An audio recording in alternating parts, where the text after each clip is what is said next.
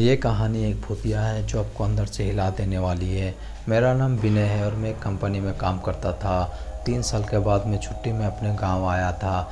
गांव आते ही मैंने अपने दोस्त को यानी मोहन को कॉल किया और कहा चलो कहीं घूमने चलते हैं, क्योंकि हर बार छुट्टी में आने के बाद हम लोग कहीं घूमने के लिए जाते थे। पर इस बार घूमना मेरे लिए एक खौफनाक मंजर हो सकता था, ये मैंने कभी कल्पना भी नहीं किया था। मैं और मेरा दोस्त दोनों घूमने के लिए चले गए।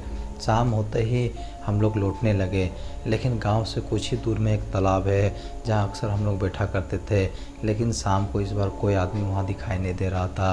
तभी मैंने मोहन से कहा, भाई थोड़ा तालाब के किनारे रुको, यहाँ थोड़ा देर बैठते हैं।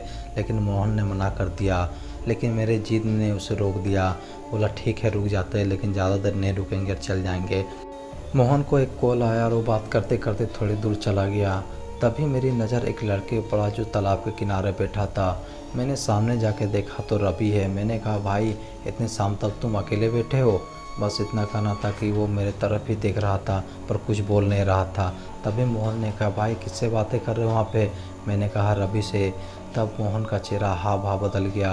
वो हैरानी से मेरी तरफ देखने लगा और दौड़ते हुए मेरे पास आया, कहा कि चलो यहाँ से। मैंने कहा क्यों? चलो रवि को भी साथ में लेके चलते हैं। तभी मोहन ने कहा, रवि के मरे हुए 2 साल हो चुका है। मैं हैरान रह गया। जैसे ही पीछे मुड़कर देखा तो सच में वहाँ पे कोई नहीं था। अब मैं काफ़ी डर गया। अब वहाँ से भागने लगे। तभी पीछे मुड़कर देखा तो रवि मुझे फिर दिखाई दिया, लेकिन इस बार उसका चेहरा काफ़ी भयानक लग रहा था। मैं और डर गया और वहाँ से हम लोग निकलने लगे। घर आते ही मोहन ने सारी कहानी बताई रवि के बारे में। उसके बाद मैं दोबारा उस तालाब के किनारे कभी नहीं गया।